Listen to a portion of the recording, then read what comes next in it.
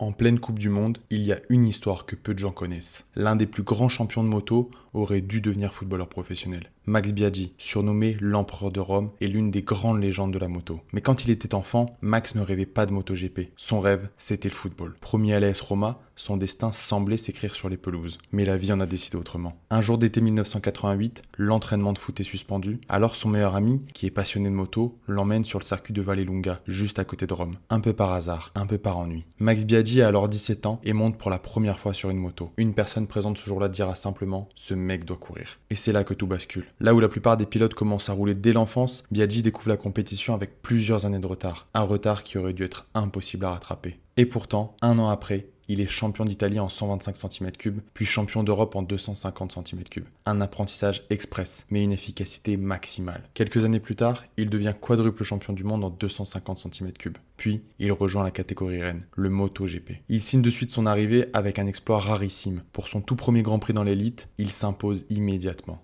La suite, vous la connaissez peut-être. Sa rivalité avec la légende Valentino Rossi marquera l'histoire du MotoGP. Pourtant, rien n'était écrit. Pas de famille de pilote, pas d'expérience dès l'enfance, pas d'argent non plus au départ. Son père avait même peur des motos. Max Biaggi a prouvé qu'il n'est jamais trop tard pour commencer. Il suffit de trouver sa voie, même si ce n'est pas celle qu'on imagine au départ. Parfois, le destin tient un ami, un dimanche et une moto. Et toi, connais-tu un autre sportif qui aurait pu connaître une carrière complètement différente ?